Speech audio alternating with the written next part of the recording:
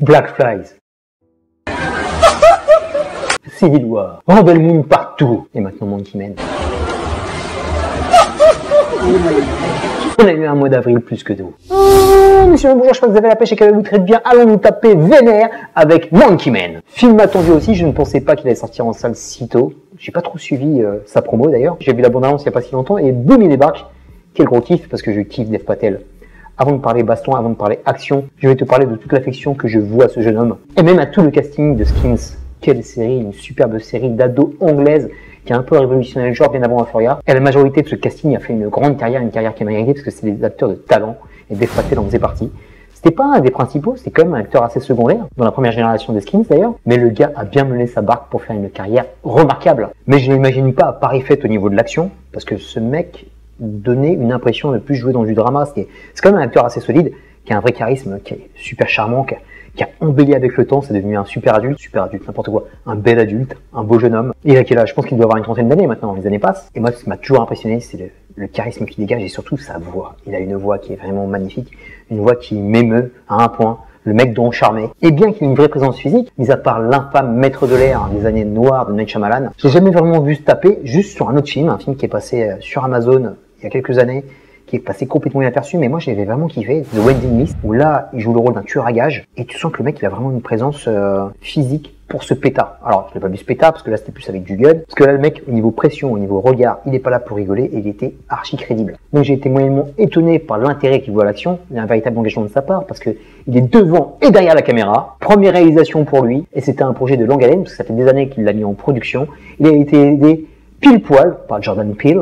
Donc avec ce gros blaze, les portes s'ouvrent pour nous faire un vrai film de baston qui a directement arrivé en salle, parce qu'il y a de moins en moins de films d'action au cinéma. C'est vous à la plateforme, vous le téléchargement illégaux. Et là mon pote on est gâté parce que ça envoie. Bon, il y a quelques défauts dont je vais parler à la fin, mais d'abord je tiens à faire taire une polémique. Chaque film d'action maintenant qui sort, un peu quête vengeresse et tout le bordel, c'est estampillé John Wick. Les gars, John Wick j'apprécie. John Wick, on t'aime, c'est super John Wick. Mais John Wick n'a rien inventé au niveau du cinéma d'action. John Wick est un bébé du cinéma hongkongais, c'est un bébé de John Woo. Donc s'il vous plaît, les publicitaires, les gens qui font les coms autour des films, non, arrêtez.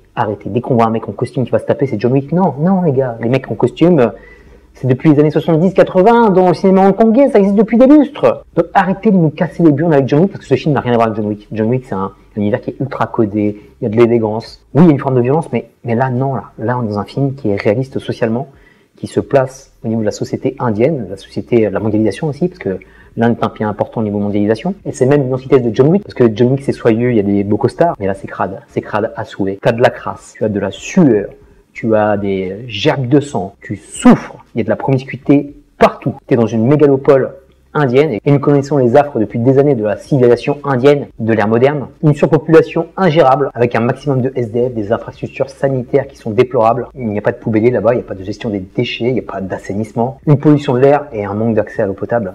C'est vraiment très grave ce qui se passe là-bas. Sans te parler de la corruption politique, sans te parler de ces castes qui sont vraiment dégueulasses. Il y a des riches et des pauvres, il n'y a pas de classe moyenne, il y a des gens qui se débrouillent, il y a un véritable système D qu'on voit dans le film. Culturel, il y a même des soucis culturels avec toute leur divinité. Des gros problèmes religieux entre les hindous, les musulmans. Et ce qui est très fort par rapport à ce film de baston premier degré, c'est que les aspects sociaux, environnementaux, économiques et culturels sont mis en avant. Ils font partie du film, ils font partie intégrante du film, ils font corps avec le film.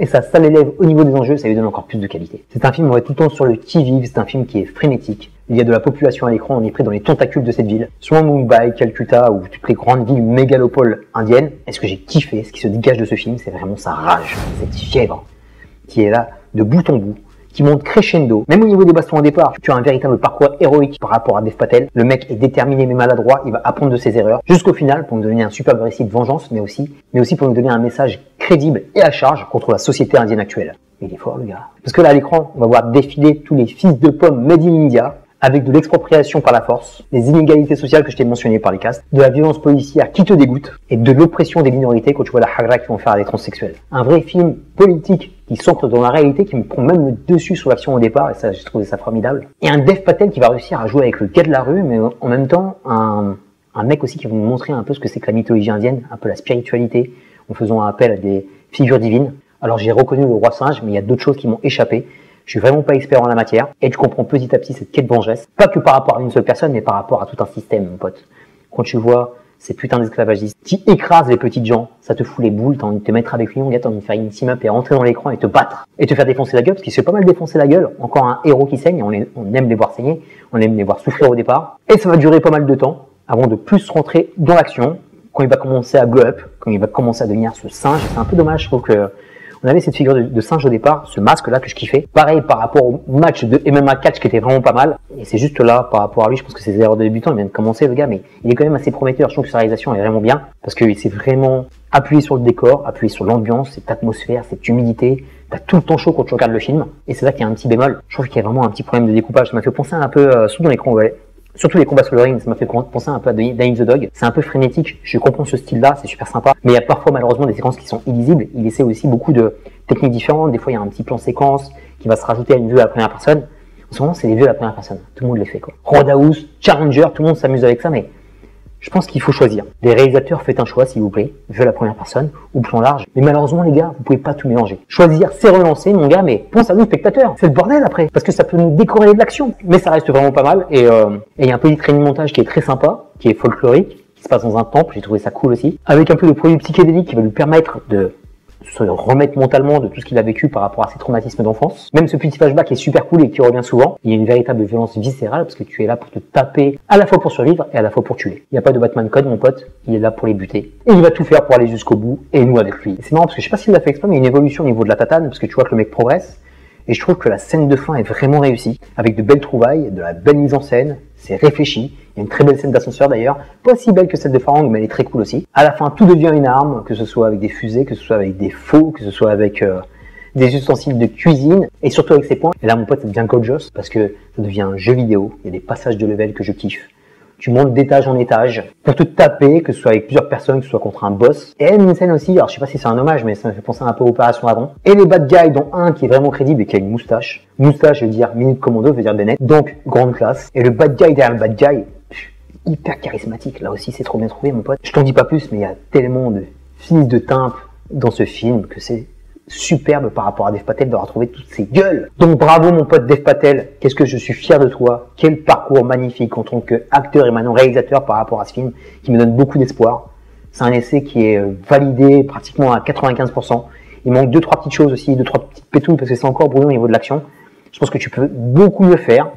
Là je te dis c'est un premier essai et tu vas apprendre de tes erreurs, j'en suis sûr parce que tu l'as fait avec tellement de cœur. Voilà, c'est un film qui dégage une âme et c'est ça qu'il faut par rapport à un film d'action.